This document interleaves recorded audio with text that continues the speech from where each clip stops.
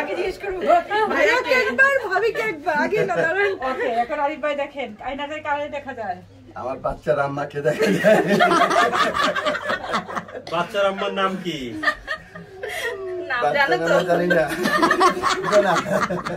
Hello everyone, আসসালামু আলাইকুম। কেমন আছেন আপনারা সবাই? আলহামদুলিল্লাহ আমি তো অনেক ভালো আছি।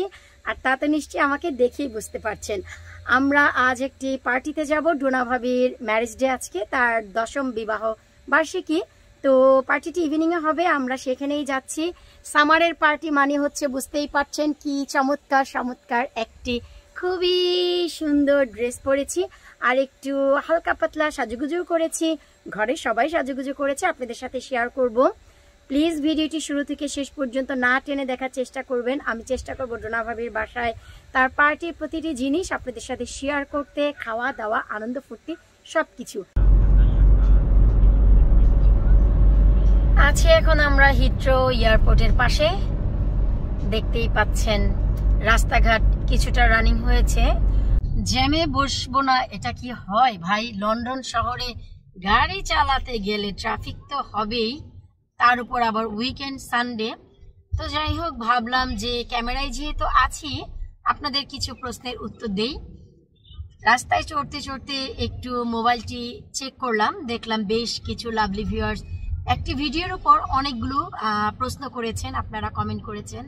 আর আপনাদের প্রশ্ন বা কমেন্টের আশায় আমি থাকি, এটাও সত্যি কথা, কারণ এতে মনে হয় যে আপনারা সবাই আমার সাথে কানেক্টেড আছেন।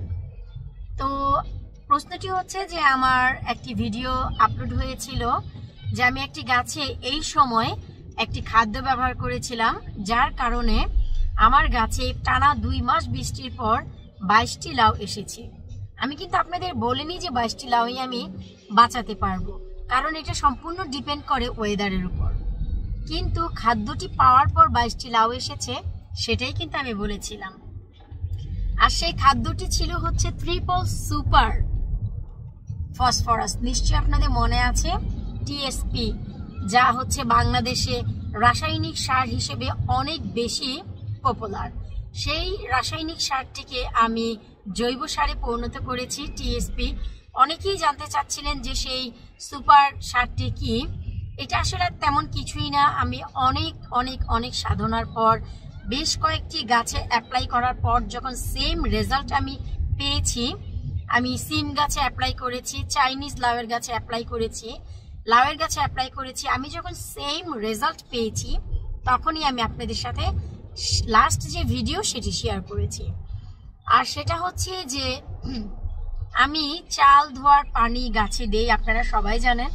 সো সেই চাল ধোয়ার পানি আমি 48 আওয়ার্স রেখে দিয়েছি। চাল ধুয়ে 2 দিন আমি রেখেছি। সেই চাল ধোয়ার পানিতে আমি 1.5 লিটার চাল ধোয়ার পানি, আমি জাস্ট পরিমাণটি সহ বলে দিচ্ছি। 1.5 লিটার চাল ধোয়ার পানিতে আমি 3টি টি ব্যাগ ভিজিয়ে সেটাকে ডাইলুট করেছি 24 আওয়ার্স, 24 ঘন্টার জন্য আমি ডাইলুট করে নিয়েছি। আর এই ডাইলুটেড যে পানিটি, এটি খুবই গুরুত্বপূর্ণ একটি জিনিস। সেই ডাইলুটেড পানির সাথে আফটার 24 আওয়ার্স, 24 ঘন্টা পর, আমি 3টি মিডিয়াম সাইজের আলুর খোসা খুবই ফাইনলি ব্লেন্ড করেছি। ব্লেন্ড করার পর সেটা আমি একেবারেই নেট দিয়ে ছেঁকে নিয়েছি। ছেঁকে না নিলেও চলে, আপনারা সরাসরি দিতে পারেন, কিন্তু আমি এই জিনিসটি দিয়েছি কিভাবে আমি আপনাদেরকে একটু বলছি। সেটা হচ্ছে ছেঁকে নেওয়ার পর ক্লিন যে পানিটি, সেটা আমি একটি স্প্রে বটলে ভরেছি, 1 লিটারের স্প্রে বটলে। আর বাকি যে পানি আমি ছেঁকে নেওয়ার যে অংশ, সেই অংশ বাকি পানির সাথে আবার মিক্স করে আমি গাছের গোড়ায় দিয়েছি। আর যেটি আমি স্প্রে বটলে নিয়েছি তা আমি প্রত্যেকটি পাতায় পাতায়, লাউয়ের গাছের পাতায় পাতায় স্প্রে করেছি। এটা একটি কাজ করে যে গোড়া থেকে এবং পাতা সব দিক থেকে সমানভাবে কাজ করে, তাই কিন্তু আমি এর নাম দিয়েছি জৈব টিএসপি সার। এই সারটি দেওয়ার কারণে আমার সিম গাছে যেমন বাম্পার ফলন আমি পেয়েছি, চাইনিজ লাউয়ের গাছেও এবং এই লাউ গাছেও। আপনারা যদি আমার এই ভিডিওটি দেখে থাকেন এবং আপনাদের হাতে যদি মনে হয় সামারের মতো সেইটুকু টাইম আছে, আপনারা যে এলাকাতে আছেন তারা ট্রাই করে দেখতে পারেন, একেবারেই নিরাশ হবেন না। এই খাদ্যটি খুবই খুবই খুবই ইম্পর্টেন্ট একটি খাদ্য। আশা রাখছি আপনারা যারা প্রশ্নটি করেছিলেন আমি সময় পেয়ে সময়টি কাজে লাগিয়ে দিলাম।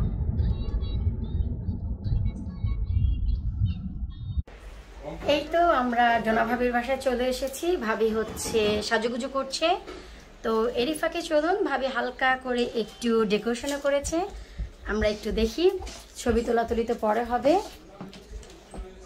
পিঙ্ক, পার্পল আর গোল্ড বোধ হয় না, এটা হচ্ছে হালকা পিঙ্ক আর পার্পল দিয়ে ডেকোরেশন করেছে, খুবই চমৎকার করে। মাম্মি মাম্মি মাম্মি আমাদের আমিনা বুড়ি একটি ডস্টি পিঙ্ক ড্রেস পরেছে অ্যাজ ইউজুয়াল। আমান আইপ্যাড দেখছে, ওর বয়সের আসলে কেউ নেই, একেবারেই ভোর। তো এই হচ্ছে ভাবি ডেকোরেশন করেছে, এখানে দাঁড়িয়ে সুন্দর ছবি টবি তোলা যাবে। তারপর হচ্ছে দেখি যে ভাবি আজকে খাবারের আয়োজনে কি করলো, তাও একটু দেখে আসি। এরপর হচ্ছে ভাবি আজ খাবার করেছে, বুফেটে দেখাই যাচ্ছে। এখানে ডিমের কোরমা আছে, নিশ্চয়ই বিফ হবে, এটি দেখেই বোঝা যাচ্ছে বিফ কারি। তারপর হচ্ছে এখানে কাবাব আছে, চিকেনের রোস্ট করেছে। সবগুলো খাবার খুবই গরম।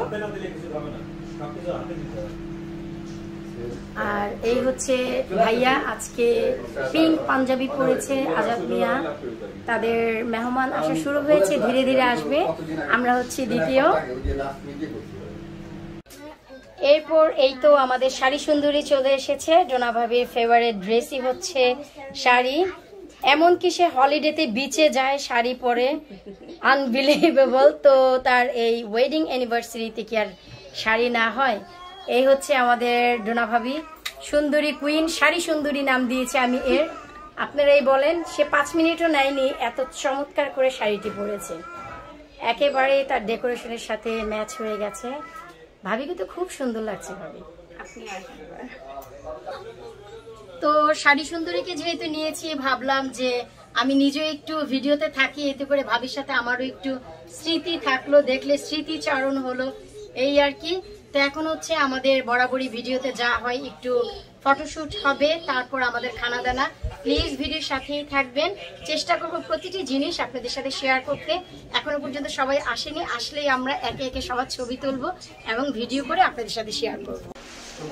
ভাবি আরো বেশ কিছু জিনিস আয়োজন করেছে, এই যে সব কিছু ড্রিঙ্কস, ফিজি ড্রিঙ্কস থেকে শুরু করে বাচ্চাদের ড্রিঙ্ক সব একটি পাশে আছে। মিন্ট ওয়াটার খুব ভালো লাগে খাওয়া দাওয়ার পর। আর এগুলো হচ্ছে গাছের লাউ দিয়ে ভাবি কি যেন রান্না করেছে দেখি তো, ও লাউ দিয়ে চিংড়ি করেছে, এটা হচ্ছে ভাবির গাছের লাউ।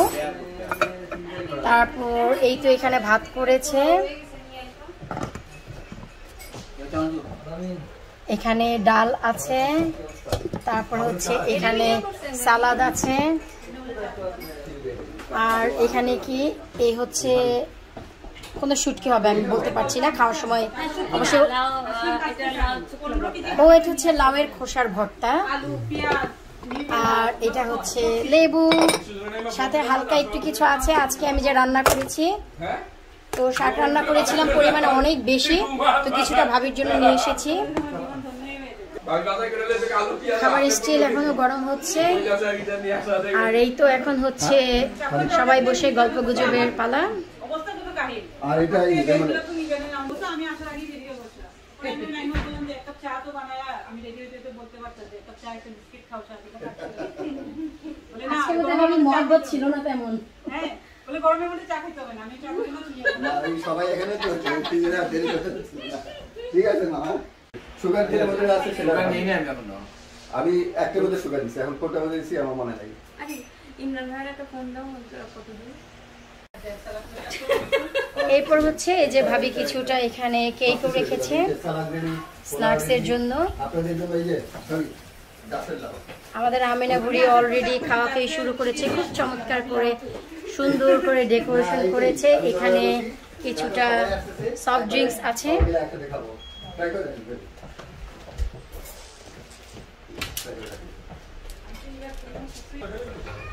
এরপর হচ্ছে এই হচ্ছে বাহির, ভাবিদের একেবারে অপোজিটে, আই মিন করিডোরের অপোজিটেই হচ্ছে গ্রোসারি শপ।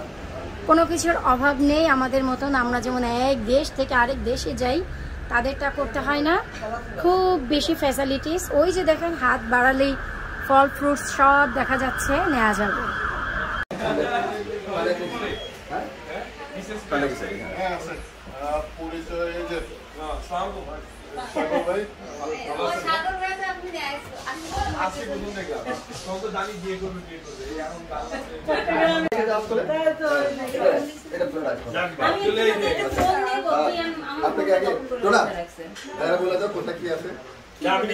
সে নিয়ে নেবে, বলতে হবে না, একটা একটা করে চেক করে করে। ফাইনালি ভাবিদের সব মেহমান চলে এসেছে, এখন হচ্ছে খানা দানার পালা।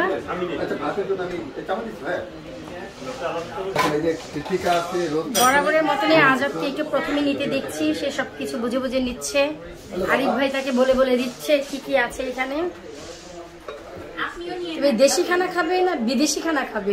বিদেশি কি, কোন দেশি? জাপানিজ।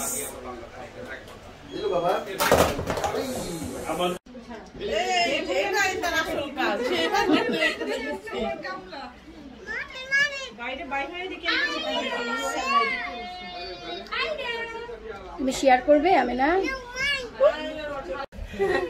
এরপর হচ্ছে ডোনা ভাবির ম্যারেজের সবচাইতে মজার যে পার্ট, তা হচ্ছে এখন দেখতে পাবেন। জানি না যে কি প্রোগ্রাম চলছে, তবে আপনারা ভিডিওর সাথেই থাকুন।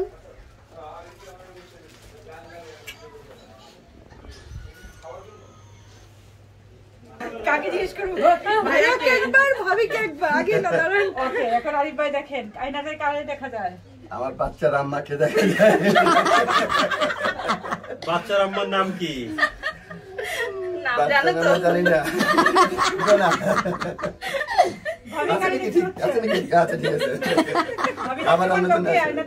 আমার কালা চান। আমিও তো কালো। ভাবির কালা চান। কোন কালোটাকে ডায়মন্ড? Black diamond. হ্যাঁ, ব্ল্যাক ডায়মন্ড। 10 বছর পরে দেখে কি মনে হইতেছে ভাইয়া?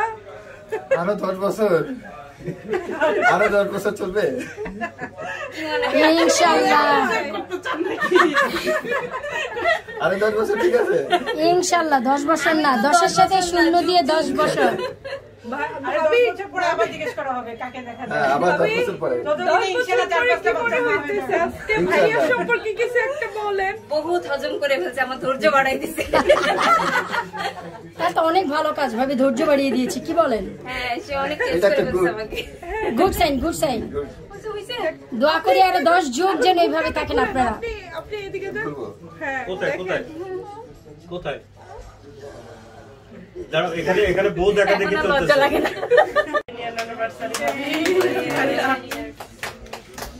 ভাইয়া ভাবি হচ্ছে এখন 10 বছরের অ্যানিভার্সারির কেক কাটিং করেছে, এখন খাওয়া খাওয়ার পালা হবে।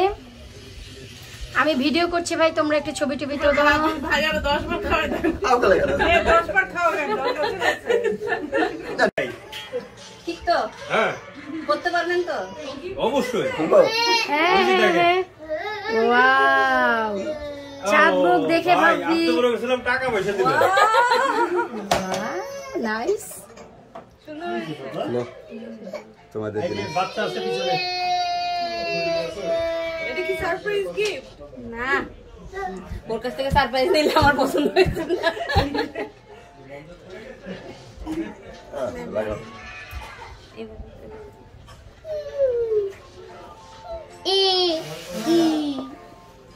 খাবি, খা খা খা, নষ্ট করবি না। এরপর এই তো আমি ভাবির জন্য একটি ডিজার্ট বানিয়ে নিয়ে এসেছি, মিষ্টি ভরা দই অথবা দইয়ে ভরা মিষ্টি। ভাবি আসলে আমাকে পরশুদিন রাতেই বলেছে এটার কথা, খুব তরসর করে বানিয়েছি। জানি না যে আজকেরটা কেমন হয়েছে, সবাই খেলে বলতে পারবে। আমি তো টেস্ট করার চান্স পাইনি, কারণ টেস্ট করলে তো জিনিসটি নষ্ট হয়ে যাবে। আশা রাখছি যে ভালো হবে। আমি টিভিটা টান দিব। পার্টি করতে করতে রাত হয়ে গেছে, 10টা বাজে। আমাদের পার্টি শেষ। দেখলেন কত মজা করলাম ডোনা ভাবি আরিফ ভাইদের সাথে, তাদের সব ফ্রেন্ড সার্কেলও এসেছে। চেষ্টা করেছিলাম প্রতিটি ক্লিপ আপনাদের সাথে শেয়ার করতে। খাওয়া দাওয়া ডিজার্টের মাধ্যমে আমাদের আজকের দিনটি শেষ হলো। অ্যানিভার্সারি, আসলে অ্যানিভার্সারি দিনগুলো খুব স্মরণীয়, শুধু তাদের জন্য নয়, আসলে এই দিনটি যেই উপস্থাপক বা যেই আসুক না কেন সবার সেই পুরোনো দিনের কথা মনে পড়ে যায়, আমাদেরও মনে পড়ে গিয়েছে। তো এই দিনগুলোই আসলে হয় এমন বিশেষ বিশেষ দিনগুলো, জন্মদিন বা অ্যানিভার্সারি আমরা যাই বলি না কেন। খুব মজা করেছি। সবাই ডোনা ভাবি এবং আরিফ ভাইয়ের জন্য দোয়া করবেন। এই ব্লগে বিদায় নিচ্ছি, পরবর্তী ব্লগে আবারও দেখা হবে। আল্লাহ হাফিজ।